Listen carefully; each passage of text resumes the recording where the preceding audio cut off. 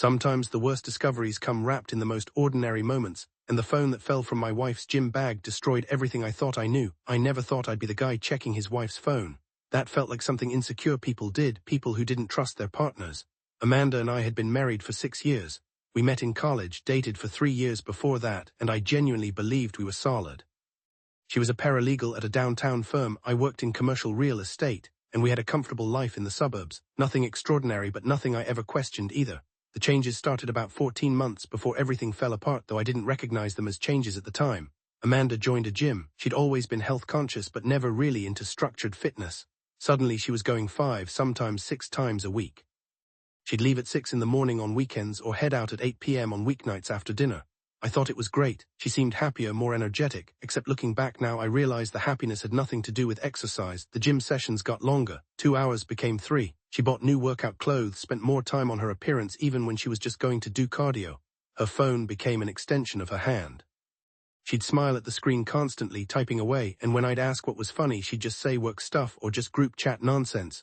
I trusted her. That's the thing people don't understand until it happens to them.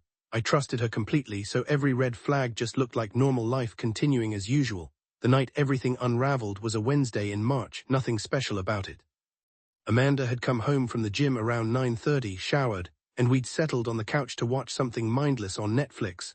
She had her gym bag sitting on the floor beside the couch like always. At some point she got up to grab water from the kitchen. That's when I heard it, a phone buzzing inside her bag. Not a regular phone which was sitting on the coffee table, a different phone, a second phone. My stomach dropped before my brain even caught up with what that meant. She was still in the kitchen. I could hear her moving around, probably checking her regular phone that she'd taken with her. My hand moved on autopilot. I reached into her gym bag and pulled out a cheap Android phone I'd never seen before. It was still buzzing. The screen showed a text notification. The contact name was just a heart emoji. Red heart, nothing else. The message preview said, "Can't wait to taste you again tomorrow. Same hotel. I need you to understand." My hands weren't shaking yet. I was too numb for that. I was just frozen, staring at 12 words that were rewriting my entire marriage in real time. Amanda walked back into the living room and stopped cold when she saw me holding the phone. The color drained from her face so fast I actually watched it happen. She didn't say anything. She just stood there, water glass in hand, looking like a deer that had just heard the gunshot. "What is this?" My voice came out calmer than I expected. "Babe, I can explain. What is this phone, Amanda?" She set the water down, started crying immediately. The kind of crying that felt performative, like she was trying to short-circuit the conversation before it really started. "It's not what you think." "I swear it's not what you think." I looked back at the phone.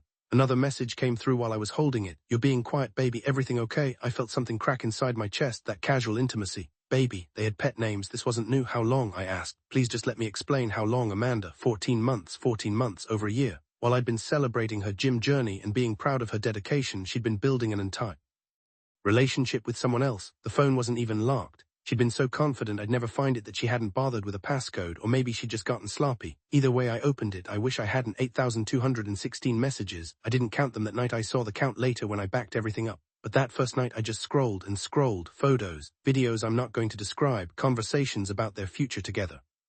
Complaints about me, about our marriage, about how she was just waiting for the right time to leave. Plans about hotels, details about sneaking away during her work conferences. Inside jokes. Their anniversary, apparently they'd been celebrating their anniversary for the past 3 months, marking 1 year of whatever this was. The man's name was Tyler. He worked at her gym as a personal trainer. They'd met when she signed up, and according to their early messages, the attraction was immediate. She told him she was married. He hadn't cared. Actually, reading through their texts, he seemed to get off on it. Amanda was still crying, trying to approach me, reaching for the phone. I pulled away. "Who else knows?" I asked. No one knows, I swear." "Your friends know." She hesitated. "That told me everything." "2 of them," she whispered. "They've been covering for me sometimes, but that's it." So she had accomplices, people who'd looked me in the eye at dinner parties and helped her maintain this lie. I stood up, took her burner phone with me into our home office and closed the door.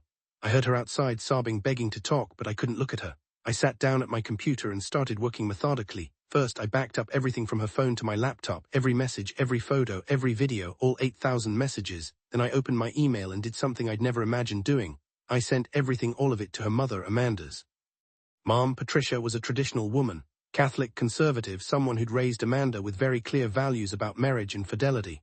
Amanda worshipped her mother's opinion.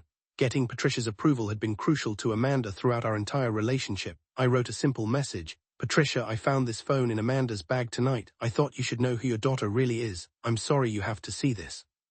Then I attached a PDF I'd created with screenshots timestamped, organized chronologically. Months and months of evidence. I hit send at 11:47 p.m. Then I sent the same package to Amanda's sister, Karen, and to her dad, Michael, and to my own parents with a note explaining what happened. By midnight, I'd forwarded evidence of my wife's year-long affair to 8 people. Amanda was pounding on the office door by then, hysterical, screaming about what I was doing in there.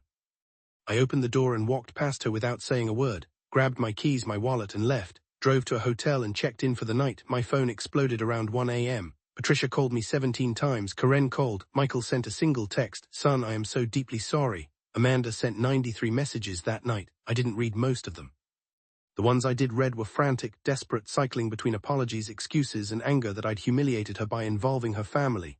Humiliated her. Patricia called me at 7 a.m. the next morning. I answered. She was crying, actual genuine tears which I'd never heard from her before. I had no idea, she said. I am so horrified, so ashamed. That is not how I raised her. I know, I said, what she did, showing her mother those messages, those pictures. She came to my house at 2 in the morning, banging on the door, begging me not to open the email, but I'd already seen it. How could she do this? Amanda had apparently driven straight to her parents' house after I left, trying to do damage control. Too late. She's on my couch right now, Patricia continued. On her knees, crying, asking me to talk to you, but I don't know what to say. I'm so sorry this happened to you. Thank you, I said quietly. What are you going to do? Divorce today if possible. I understand. You have my complete support. That phone call mattered more than I can explain. Having her own mother validate that what Amanda did was unforgivable gave me clarity I desperately needed. I contacted a divorce attorney that morning, filed papers by Friday. I had documentation of infidelity which in our state still mattered for asset division. I had proof she'd been using marital funds for hotels. I had everything I needed. Amanda tried everything over the next 2 weeks. She sent letters, showed up at my hotel, had friends call me saying she'd made a mistake and deserved a second chance. Tyler apparently disappeared the moment everything exploded, blocked her number, quit the gym, completely ghosted her. She'd thrown away 6 years of marriage for a guy who couldn't even face the consequences of his actions for 48 hours. The divorce was finalized 4 months later. I got the house. She got her affair partner's silence and her family's permanent disappointment. Patricia still calls me once a month to check in. Karen sent me a card on what would have been our anniversary, apologizing again for not seeing the signs. Amanda's dad shook my hand at the final court date and told me I'd always be welcome at family events, even if his daughter wasn't there. The worst part wasn't the betrayal itself, it was realizing how long I'd been living in a completely different reality than the one that actually existed. Every gym session, every late night, every smile at her phone. All of it had been a lie so complete that I'd never even questioned it. I'm doing better now. Therapy helped. Time helped. I started dating again recently, though I'm taking it extremely slow. Trust doesn't come easy anymore, and I don't know if it ever will completely, but I don't regret sending those emails. Some people told me it was cruel that I'd humiliated Amanda publicly, but she humiliated our marriage privately for over a year, and I wasn't going to protect her from the consequences of her own choices. That phone fell out of her bag for a reason, and what I did with what I found, that wasn't revenge. That was just the truth, finally getting the audience it deserved.